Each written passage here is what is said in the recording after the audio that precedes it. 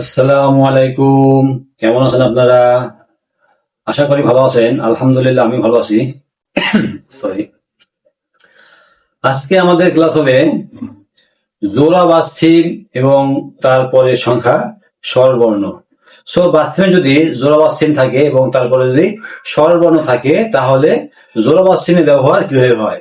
So এইটা আমাদের এই ক্লাস অনেক ইম্পর্টেন্ট ক্লাস, সাথে এইটাই আমাদের বাচ্ছিম রুলের সর্বশেষ ক্লাস।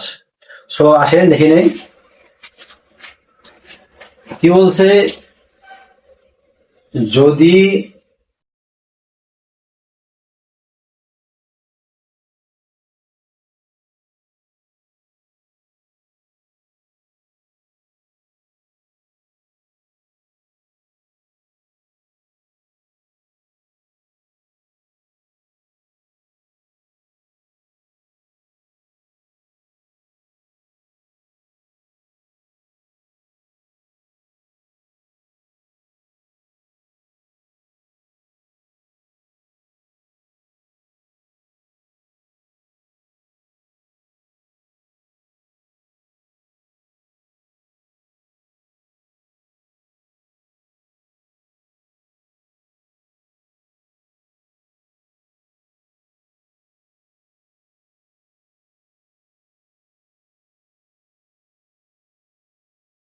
যদি জোড়া বা সিমের পরের সংখ্যা যদি স্বরবর্ণ থাকে, যেমন আ, ই, অ ইত্যাদি থাকে, তাহলে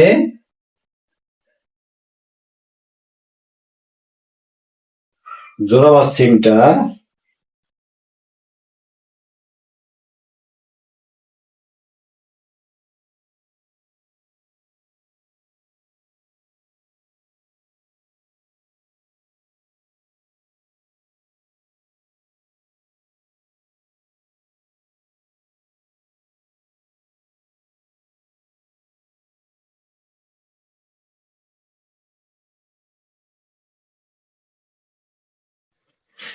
কি বলছে, যদি জোড়া বা সিমের পরের সংখ্যা যদি স্বরবর্ণ থাকে, আই মিন যদি জোড়া বা এরকম জোড়া বা সিম থাকে, আর এর পরে যদি উপরে ডান ডান পাশের সংখ্যা যদি স্বরবর্ণ থাকে, যেরকম ই, আ, অ ইত্যাদি থাকে, তাহলে এই জোড়া বা সিম গুলো দুই ভাগে বিভক্ত হয়ে যাবে। হুম বলছে যদি জোড়া বাচ্চিমের পরের সংখ্যা যদি স্বরবর্ণ থাকে, যেমন ই, আ, অ ইত্যাদি, তাহলে জোড়া বাচ্চিমটা দুই ভাগে বিভক্ত হয়ে যাবে। হুম আমরা দেখবো এর উদাহরণ এখন।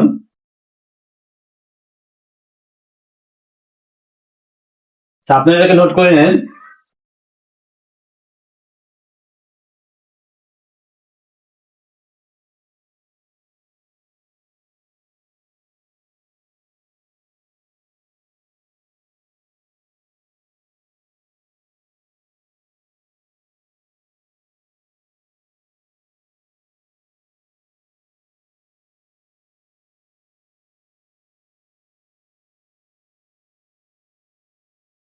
এখানে কি বলছে, ইল গয়ো।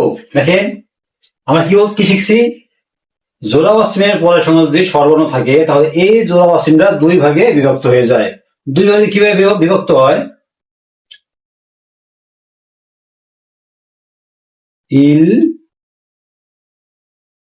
গ ইয়, ইল গয়ো।